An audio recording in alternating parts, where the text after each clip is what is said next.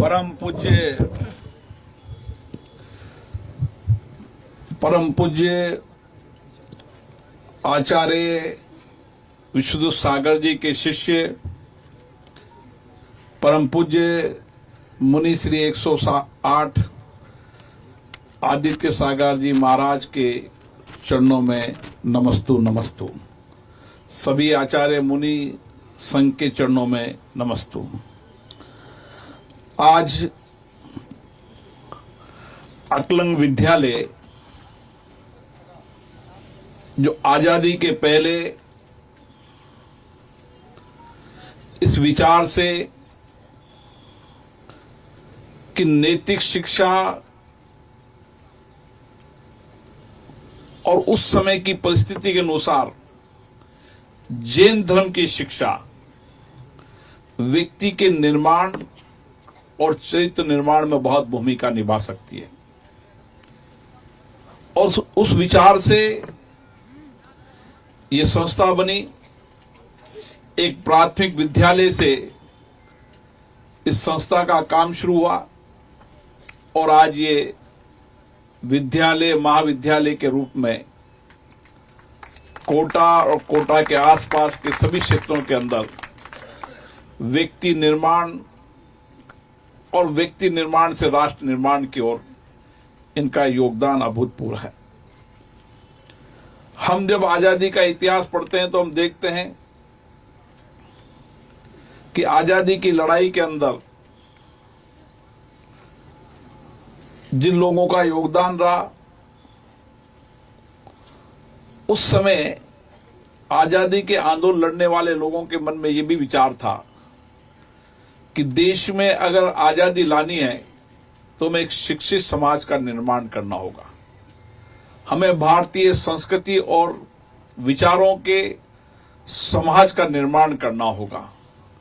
और किस तरीके का विचार था उस समय, और उस विचार को लेकर कई शिक्षण संस्थाएं आजादी के पहले चली। समाज में शिक्षा का अलग जगह, नैतिक चरित्र के साथ समाज और राष्ट्र सेवा के प्रति लोगों के मन में भाव पैदा हो। आज मैं देख रहा हूं वही संस्कार से लगातार देश के अंदर आजादी के बाद भी कई शिक्षण संस्थाएं, अस्पताल, प्याव, धर्मशालाएं बनी। ये सब समाज में सहयोग करने की मन की प्रेरणा होती है।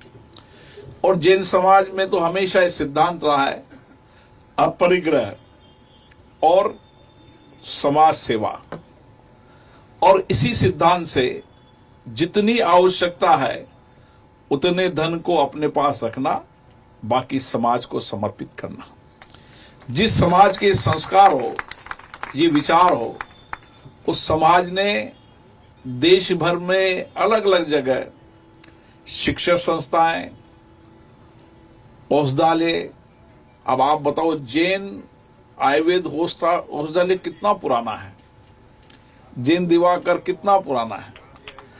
लोग पहले एलोपैथी का इलाज नहीं कराने जाते थे, वहां जैन का इलाज करने जाते थे, और उससे हम सब लोग, मतलब पुरानी पीढ़ी तो उसी का ही इलाज करती थी। अब आप बताओ कितना बड़ा विचार था कि समाज को शिक्षित भी करना और स्वस्थ भी करना, जो आज भी सबसे बड़ी हमारी प्राथमिकता है।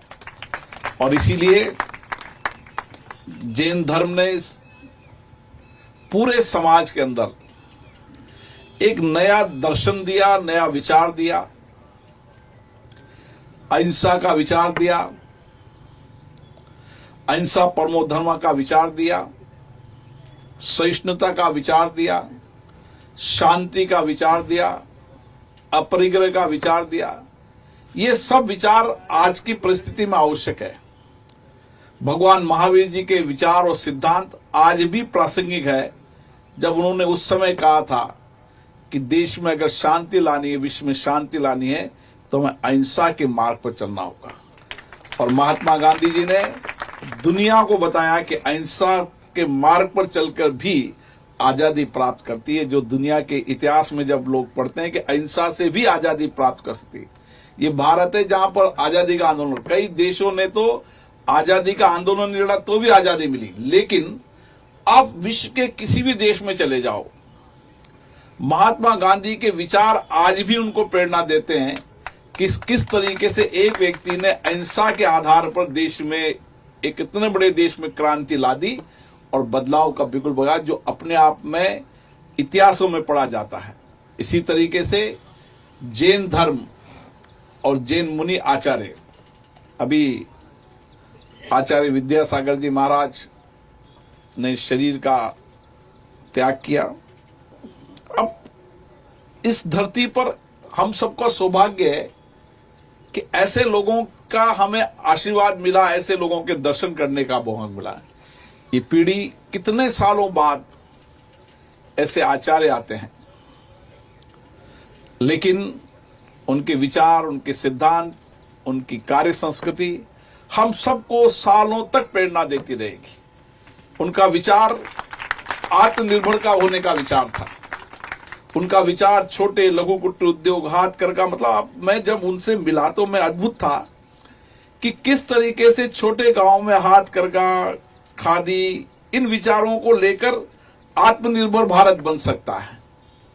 जबकि दुनिया बहुत परिवर्तनशील है, लेकिन उन्होंने आज भी उन विचारों को अपनाया कि अगर आर्थिक संबल देना है तो यही विचार चलेगा और इसी विचार से आर्थिक संबल हो सकता है।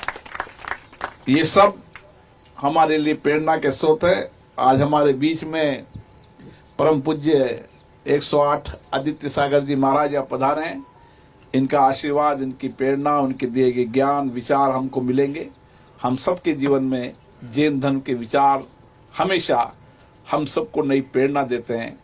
एक व्यक्तित्व निर्माण के साथ एक सही रास्ते पर चलने की प्रेरणा जैन धर्म में मिलती है। और दुनिया जैन धर्म को माने न माने, लेकिन जैन विचारों को आज भी मानती है, जैन सिद्धांतों को आज भी मानती है।